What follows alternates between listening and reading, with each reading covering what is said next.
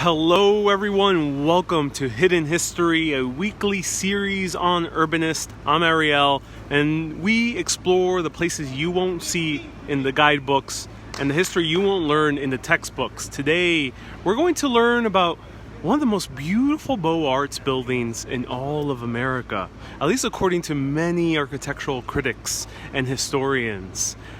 Right now, we are facing the New York Yacht Club off 44th Street between 6th Avenue and 5th Avenue. Soon, we're going to walk around the street that has many other popular architectural landmarks that were once a extremely popular tourist destination. So skip 2 minutes ahead as we wait for more people to come in, and let me know where you are watching from.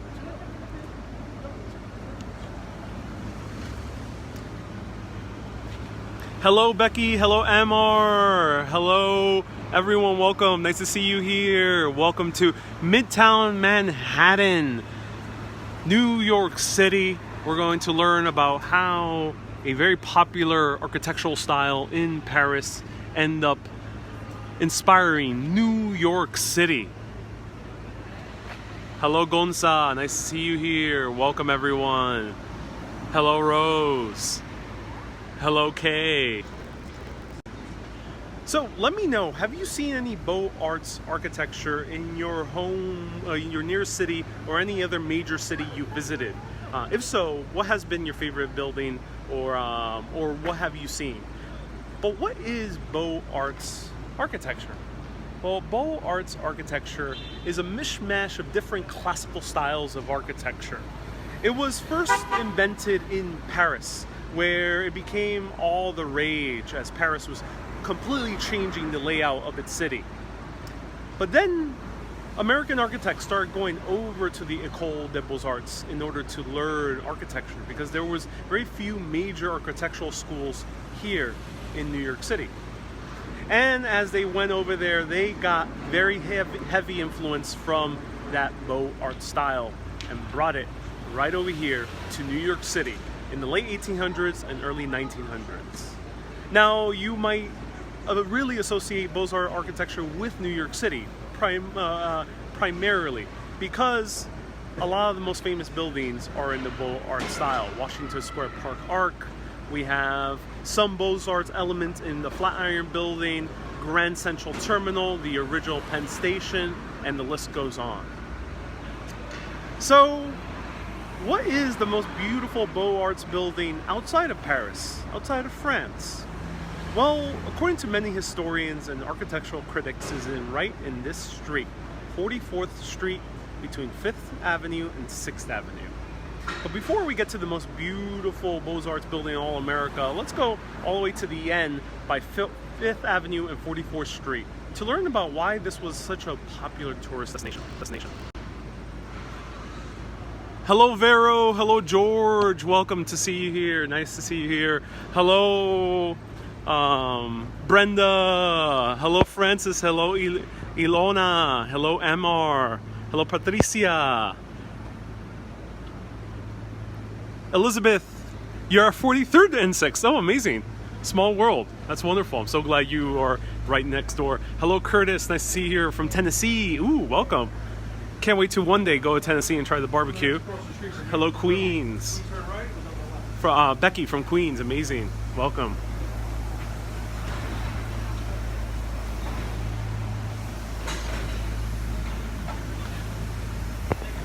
So right now we're located in Midtown Manhattan. We're heading to the intersection of 44th Street and 5th Avenue. See the huge skyscrapers in front of us. And from here, we're going to get a very good perspective of why this block used to be the very popular block for all the tourists to visit in the early 1900s. So right down there is where Midtown Manhattan gets very cosmopolitan. There is huge buildings everywhere. But this street in particular used to be called Rubberneck Row. Now, why was it called Rubberneck Row? Well, If you're in America, you might be familiar with the term rubbernecking.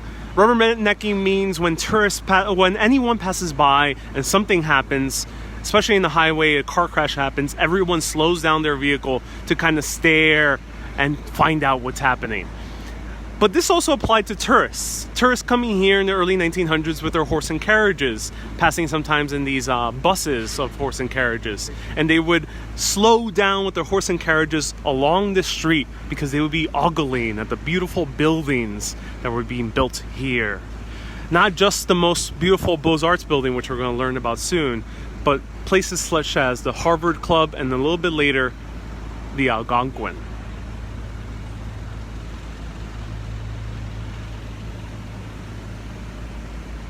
Hello, Anatoly. Good to see you. Sarah, see you in 2 weeks. We saw you last year. Oh, Sarah, I hope you enjoyed New York City. And you saw me in person last year, or was it you mean through video? So look at the gorgeous architecture here. You can just imagine coming here in the early 1900s and being just in utter awe. Now, why were you in utter awe in the early 1900s? Wasn't there a Times Square as tourists go today? Wasn't there a Flatiron Building? Well, no. There was none of those sites. Before Paris took prominence with their Eiffel Tower, the tallest building was the Washington Monument in Washington, D.C. However, we lost that fame once Paris started building higher and higher and higher. And New York City wasn't no longer the tallest city in the late 1800s. But what we did have is we had those imports from Parisian architecture here in New York City. Imports like these. Beautiful Beaux-Arts elements, mishmash of Greek Revival, Gothic, all combined together to make architecture that just is pleasing to the eye. So this street in the 1900s was the street to be at. This was the Times Square of 1890s and early 1900s. This was the Flatiron of the early 1900s. Let's go a little bit further down. Go down. So this is the Marsfield Hotel. Let me show you one more look. Beautiful building indeed. Gorgeous building. I love it.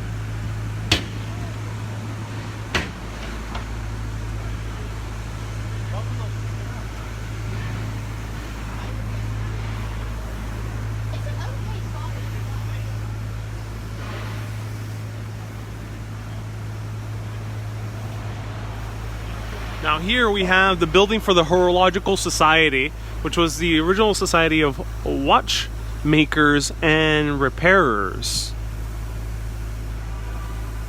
And it was a big deal to be repairing watches. It was a very much needed job as clocks were everywhere in New York City. Inside there's a little museum of the Horological Society. I actually never been, maybe one day I'll go. It's officially called the General Society of Mechanics and Tradesmen of the City of New York. It's it's a historic landmark and the National Register of Historic Places.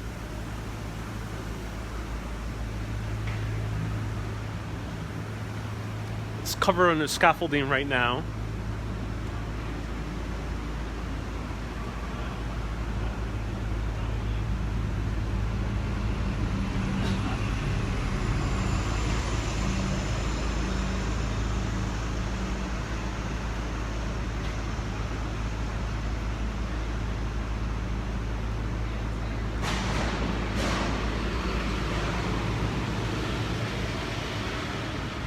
Right across the block, we have one of those buildings that were emblematic of Rubbernecking Row.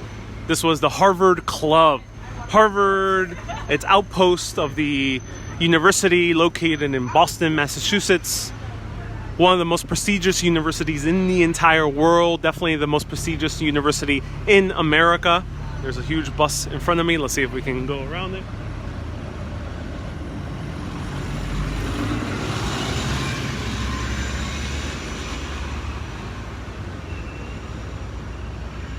So in that classic Bostonian style, so we have these columns right over here, kind of Greek revival / Roman revival columns, and lots of brickwork.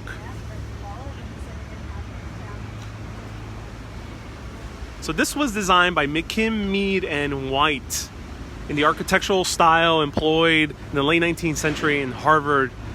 It's brick laid in Flemish bond with trims of Indiana limestone.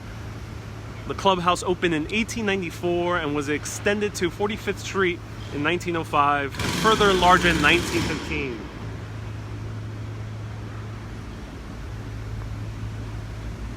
Here.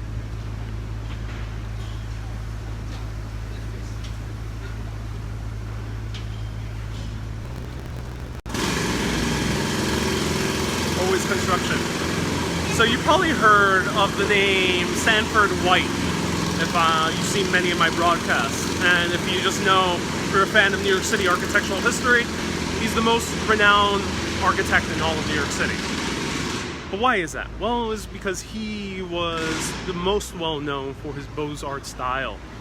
His Beaux-Arts style was as ostentatious as it can get, filled with a bunch of beautiful reliefs and trimmings and statues above in front of his buildings. However, McKim, Mead, and White, which was the architectural firm that Sanford White was a part of, had tough competition because there was another architectural firm that everyone wanted to hire, and that was Warren and Whitmore. Warren and Whitmore, probably the second most popular architectural firm for Beaux-Arts style. However, they arguably designed one of the most beautiful Beaux-Arts building in all of America. This is the New York Yacht Club. Now, the New York Yacht Club was basically the home of every famous New York City aristocrat, robber baron, whatever you would like to call them, wearing their white cravats and their black suit ties, and also a U.S. president.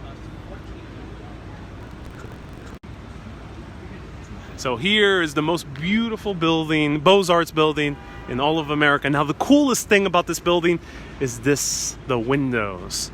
The windows look like the huge windows on an actual yacht ship. Elaine, another amazing shirt. Lovely tour, very informative. I'm so happy you're enjoying it. You say that's a Bishop's Hook, says George. Ooh, I'll show it as I'm passing through. So check that out. Wow. Now the New York Yacht Club was opened in 1901.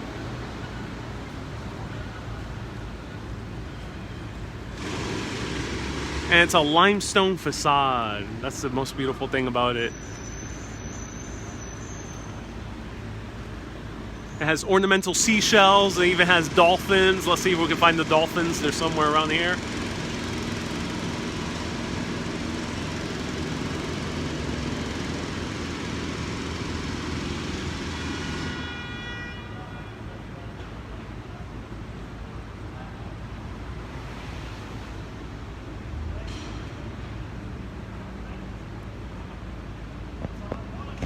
So 3744 West 44th.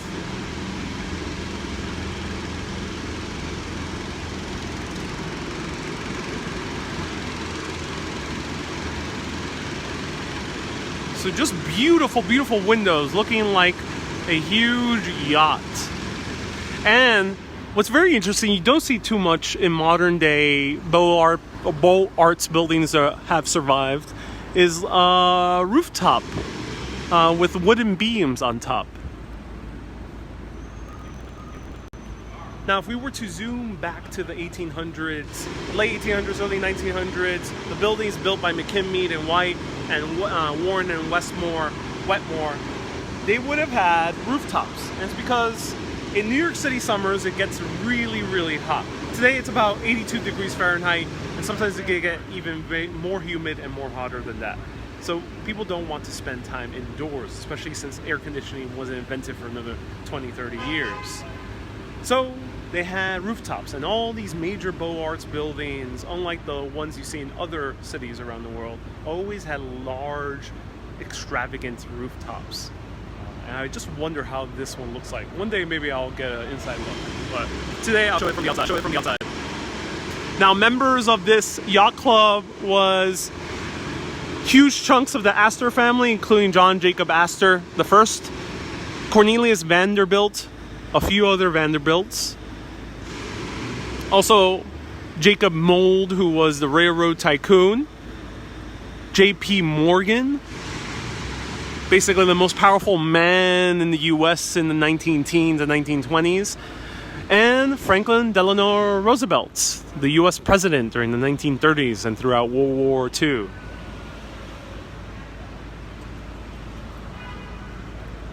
Let's take a closer look on this way. Hey, Robbie, you say the windows on the yacht club you look like the windows you see on the stern of galleons from a bygone naval times. Yes, indeed. It's done on that. It's done on purpose. Beautiful, beautiful building.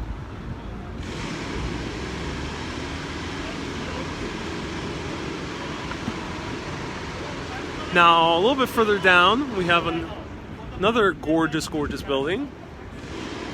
This is the New York Bar Association, but not bar as in a bar filled with alcohol, as the term is also used here in America, but bar as in the bar of lawyers in New York City. So it's basically an association of lawyers. There's different terms in every other city. I remember in London they had a different term for it.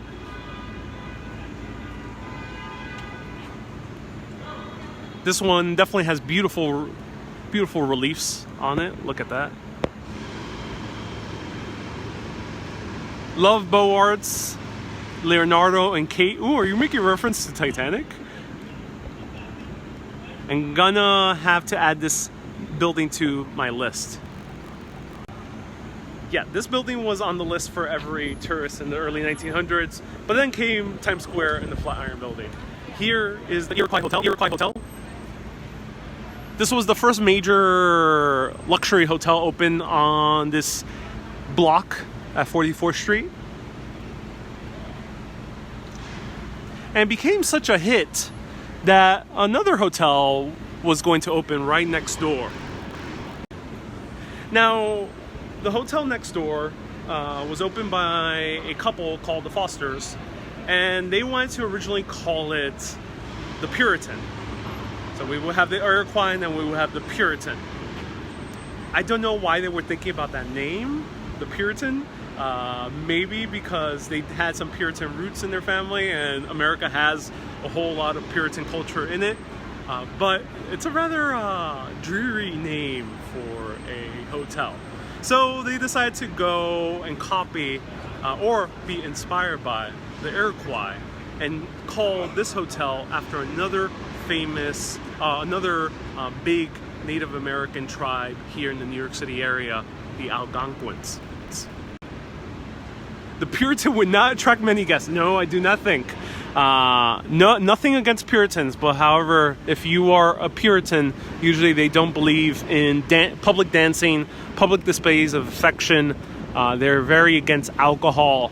So Puritans are very strict in their lifestyle. So it wouldn't be such an appropriate name for a hotel, especially in the early 1900s. So this is the Algonquin, opened in 1902, 1903.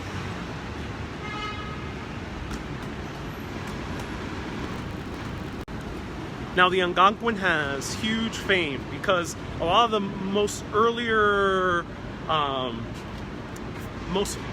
famous celebrities from the beginning of the silent film era, Broadway, and also magazines and newspapers all met up here. People including Dorothy Parker, who's famous also for the gin, very famous drinker as well. She was the main writer for Vanity Fair.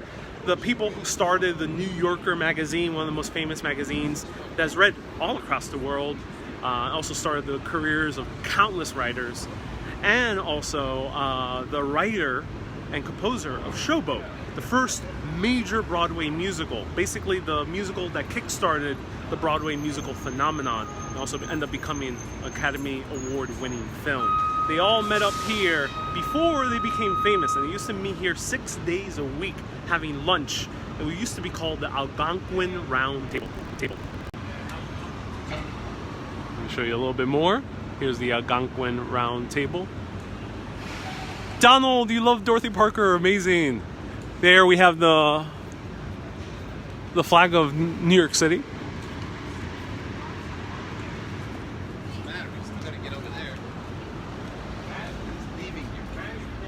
And here we have a tree. This tree is the home of a cat, and the cat is named Hamlet the Eighth.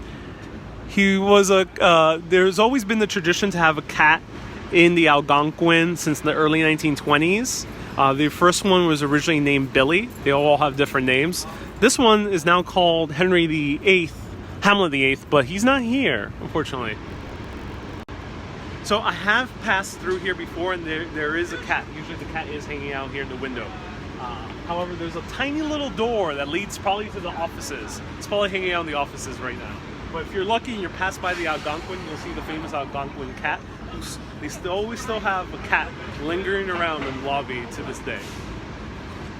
And there's a beautiful quote on here. It says, "Cats are connoisseurs of comfort." I agree. If you're a cat owner, let me know. And it says, "Please do not tap the glass. Don't do that."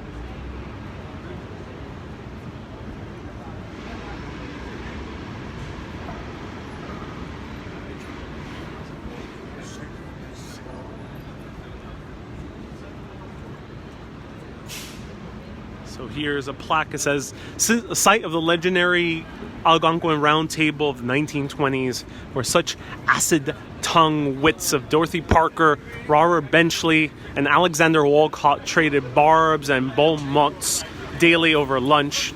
The century's literary luminaries such as William Faulkner, Sinclair Lewis, Harold Ross of the New Yorker, as I mentioned, Gertrude Stein as well, and she is going to be mentioned next week in Paris. Stay tuned. James Thurber, among countless others, also found a haven within its Oakland walls." Opened in 1902.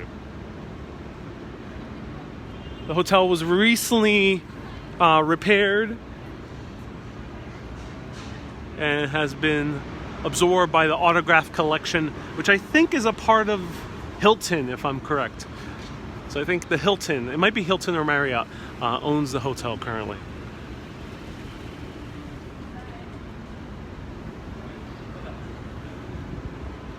So a little bit further down we have 6th Avenue. And here we have Rubberneck Row. Harpo Marx was also part of here. Yes, thank you, Donald. He was also part of the Algonquin Round Table. MoMA, if 2 kittens, brother and sister. You have 2 kittens. Oh, amazing. And you met one of the previous cats. How do I get to see comments? Oh, Phil, I'm so sorry the comments are not working. Try to refresh your page. And read Puritan. During the classical revival, there was a huge interest in America's past. There was indeed, and America is proud of many of its Puritan past, including its work ethic. So pass by 44th Street between 6th Avenue and 5th Avenue to visit the original Rubberneck Row. It's not really called that anymore, but there's all these beautiful buildings, mainly the Algonquin, the Harvard Club, and the New York Yacht Club, and the New York Bar Association across the block as well. However, how did Beaux-Arts get started? Well, I mentioned earlier that New York City didn't really have any major architectural schools, and that definitely was the case also in all across America.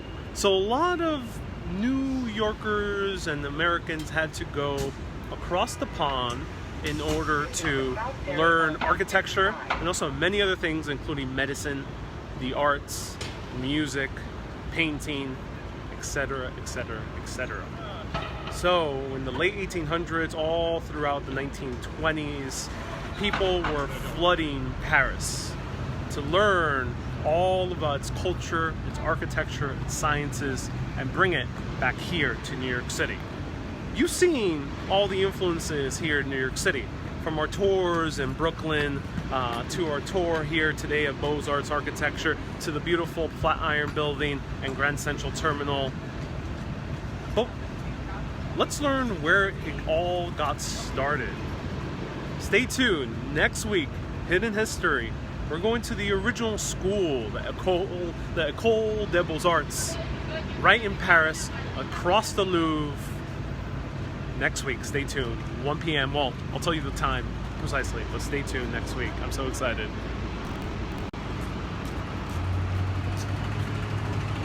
And Donnelly say apparently he had a filthy sense of humor. I spend many enjoyable evenings with the owner of the hotel in the Oak Room. Ooh, Jack, that is amazing. The queen of cabaret in the 1970s. And it's Marriott. Thank you so much for clarifying, Elaine. And Albert, you love my live streamings in New York City. So there we go. We've learned a little bit about a piece of Paris here in New York City. But New York City wouldn't be as beautiful, as huge, as filled with life and vibrancy, filled with beautiful culture, if it weren't for Paris. Also, Paris wouldn't be as filled with vibrancy and culture if it weren't for New York. So we're going to learn about that connection next week. Stay tuned. Thank you everyone so much for tuning in. I'm Ariel with Urbanist.